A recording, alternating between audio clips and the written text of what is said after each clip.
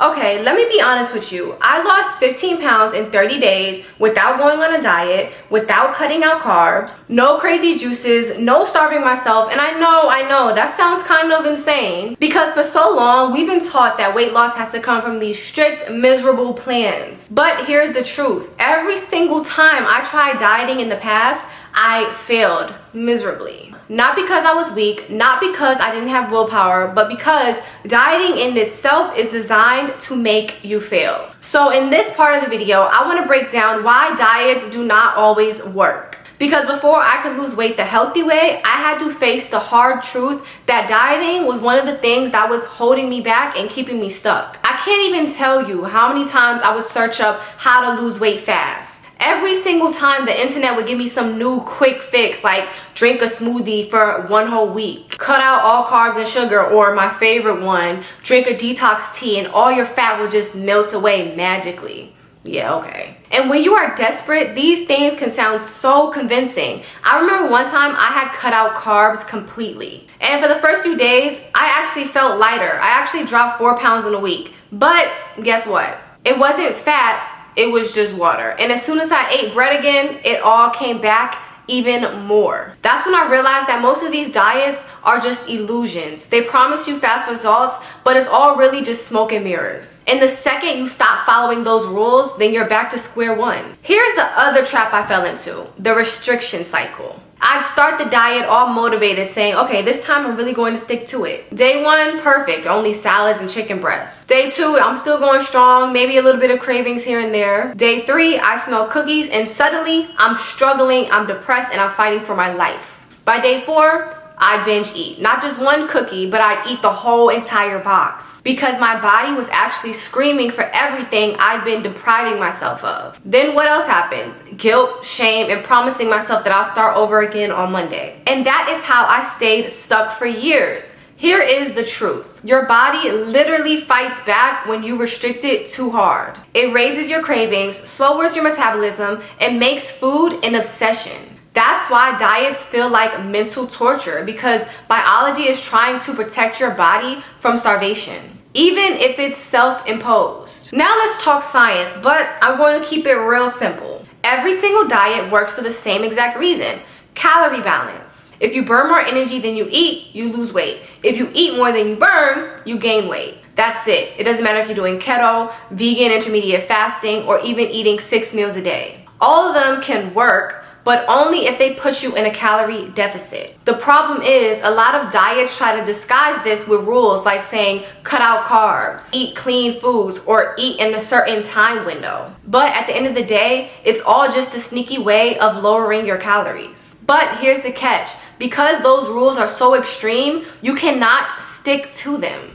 And when you actually quit, you usually rebound and just end up eating more than you did before. That's why most people end up heavier after dieting than they were before. I think one of the worst parts about dieting is not even the physical side, it's the emotional side. Every time I had quit a diet, I felt like a failure. I felt like something was wrong with me, like I was just some lazy person, like I was just unmotivated or just didn't have what it takes. But like I said earlier, this is what changed my life, and that is realizing that a lot of diets are designed for you to fail. Think about it. If diets actually worked long term, the weight loss industry would collapse. They make billions every year because people keep coming back for the next quick fix. The truth is, you are not broken, the system is, and diet culture profits off of insecurity. And the sooner you realize that, then the sooner you can finally break free. Here's the fact that blew my mind. I found that 95% of diets fail.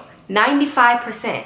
Within just 1 to 5 years of starting. Imagine if you brought a car and the salesman told you, by the way, there's a 95% chance that this car will not work within the next 5 years. You probably laugh in his face and tell him to get out of it, but that's literally how dieting is. Most people lose a little bit of weight, but then gain it all back. And sometimes even more. Because diets do not teach you real habits. All they do is make food the enemy. They rely on motivation instead of systems. So if you've ever felt like you cannot stick to a diet, it is not because you are weak, it is because diets are not meant for you to stick to forever. Once I let go of dieting, I finally had room to build habits that I could actually keep. Instead of saying, what's the perfect diet, I started asking myself, how can I live healthier in a way that I actually enjoy? That mindset shifting away from dieting and more towards just living a healthier lifestyle is one of the main reasons why I lost so much weight without feeling miserable, and it's why I was able to keep it off. So now that we've broken down why I personally feel like diets do not work, in this part I'm going to break down exactly what I did instead. The small daily habits that made the biggest difference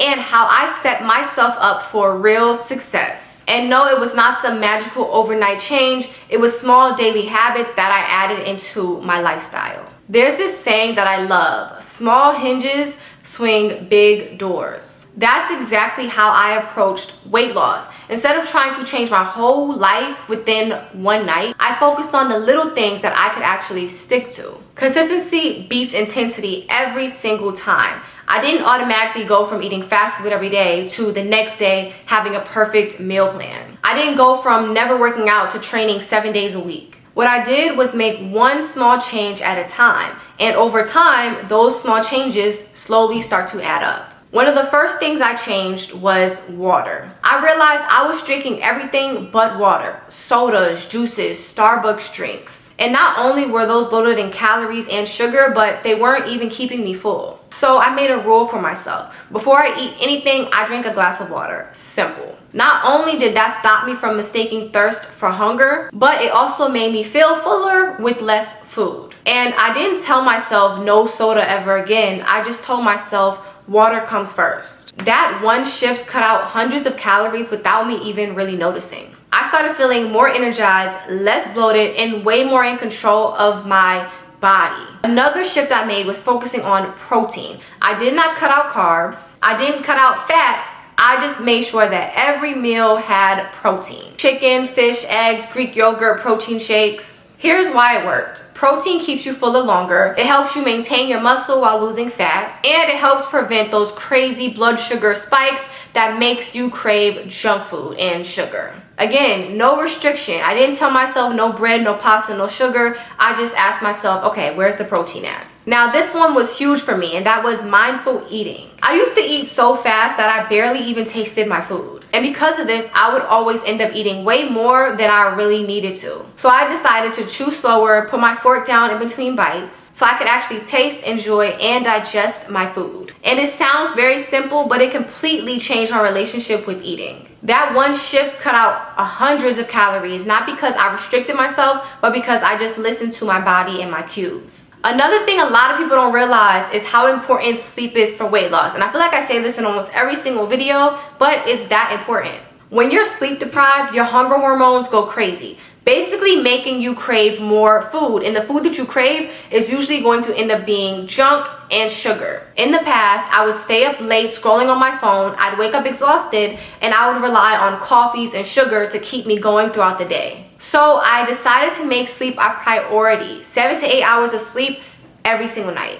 I treated sleep like a non-negotiable part of my health. The cravings started to go down, the late night snacking disappeared. My workouts felt easier because I had the energy. Sleep literally made my weight loss journey so much easier without me feeling like I had to do anything else. The last big shift I made was giving myself permission to eat the foods that I actually love. I used to label foods as good or bad. I would say, okay, pizza's bad, ice cream is bad, salads are good. But here's the problem. The second you tell yourself that you can never have something, you want it 10 times more. So instead, I started practicing food freedom. If I wanted pizza, I had pizza. But instead of me eating the whole box, I had 2 slices with a side of veggies. If I wanted ice cream, I had it, but I had like 2 scoops instead of the whole pint of ice cream.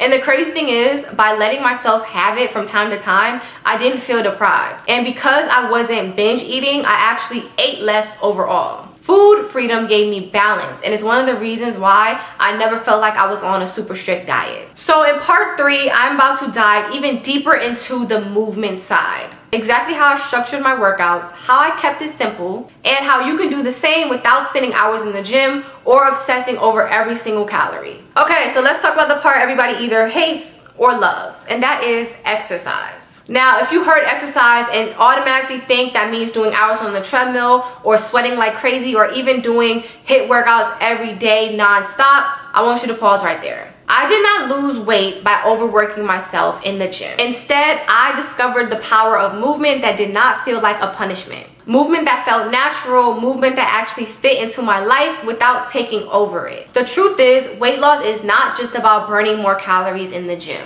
In fact, the calories that you even burn in one workout is a lot less than you actually think. A 30-minute jog, you might be burning like what, 300 calories? An intense HIIT session might be 400 calories burned. That's literally the same amount as one large muffin or a cappuccino. The real power of movement is not just in burning calories. It's in boosting your metabolism temporarily, building muscle, which raises your rest metabolic rate, improving your consistency, because movement makes you feel good. And when you feel good, you naturally want to keep doing something, and that is called consistency. So here is exactly what I did to make movement natural and effortless. Walking. I committed to at least 8 to 10K steps per day. I really love walking around my neighborhood. That's like one of my favorite things to do now. I used to have a treadmill that I would walk on, but now I walk on my neighborhood, or I walk on my neighborhood's gym.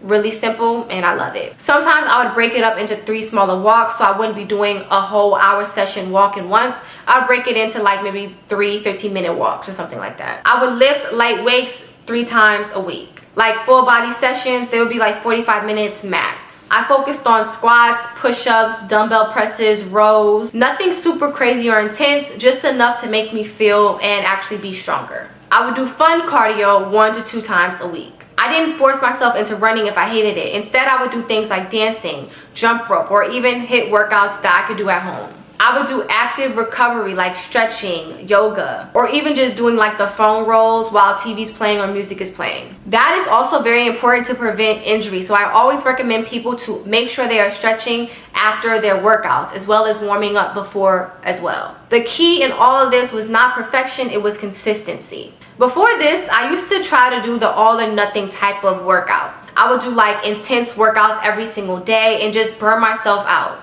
I would always end up getting injured, exhausted, or just overall bored. Then I would quit for weeks at a time because I would be so burnt out. Then I realized the key is less is more if you're actually consistent. It's not about how hard you can go in 1 week, it's about what you can keep doing for months. A big reason why I stayed consistent is because I actually enjoyed what I was doing. Some things I did to keep it fun is I would play my favorite playlist. That was one of my best things because I love music, and when I have a playlist playing, I feel like it makes it go by fast. Like I feel like I'm just dancing to music at that point. Speaking of dancing, I would also switch up my cardio. So like I said, dancing is one of my favorite forms of cardio as well. I do walking every single day, but if I want to do like a more intense type of cardio, I would try doing dancing as well as HIIT. Sometimes HIIT workouts feel like dancing also, but those are my 2 favorite. And sometimes I would do jump rope as well. If I didn't have a jump rope, I literally do invisible jump ropes, which is just jump roping like this without the rope. Really simple. I would work out with my family, and I would also reward myself with a smoothie or just a self-care session afterwards. I feel like that really helped me stay consistent because I knew, okay, after this,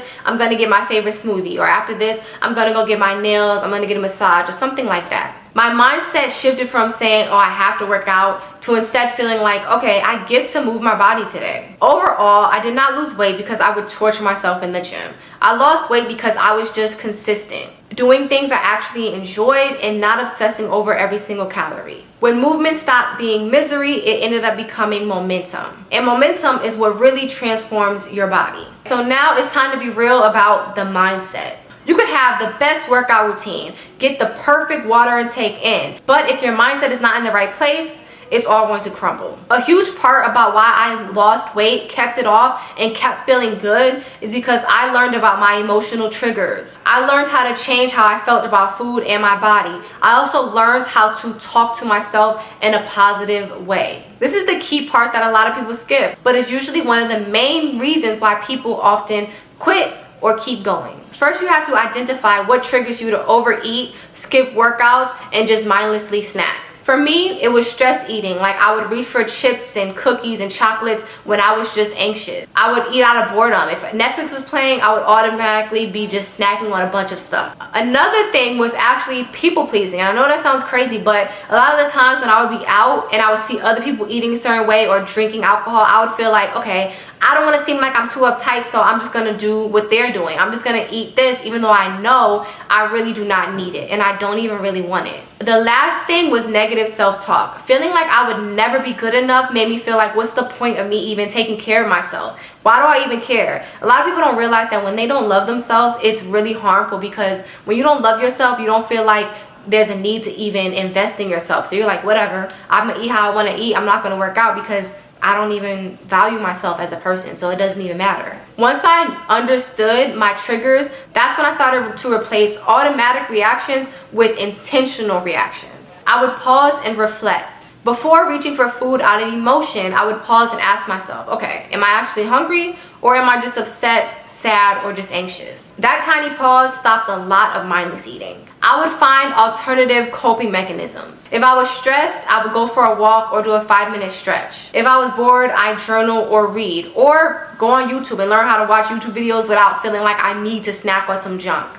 But if I was craving snacks during my TV time, I would just pre-portion them or switch to something lighter on my stomach. I would journal and try to do mindset shifts. Like, I would write down what I ate, why I ate it, and how I felt. This is actually what helped me see patterns and understand that my cravings were oftentimes emotional and not really physical. I would practice positive self-talk. Every time I would catch myself thinking things like, I'm not good enough for this, I replaced it with saying that I'm capable of doing anything I put my mind to. Changing the internal dialogue will literally help you see results almost instantly. Another major mindset shift was not attaching my self-worth to food or my body. If I eat this cookie, I'm lazy. If I skip this workout, I'm failing. If I gain weight, then I'm just worthless. That is toxic thinking that kept me stuck for years. Instead, I learned how to separate behavior from identity. Eating a slice of pizza does not make you a bad person. Skipping a workout does not make you lazy. Gaining or losing a pound does not define your worth. This mental shift took a huge weight off my shoulders, and pun intended, because I gotta add in a corny joke. I also reframed how I thought about food. Instead of seeing food as the enemy, I started seeing it as fuel for my body and a tool to help me achieve my goals. Discipline is not about forcing yourself to be perfect. It's about building systems and habits that make the right choice the easy choice. For me, I kept healthy snacks available. I scheduled my workouts to fit within my life. I had a bedtime routine to perfect my sleep.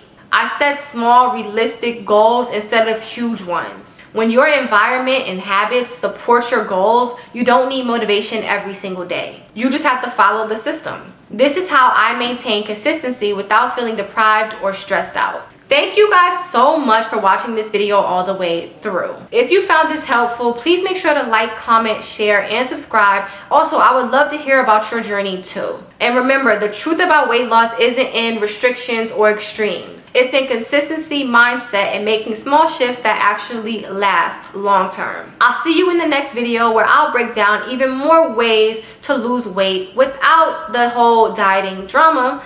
Bye.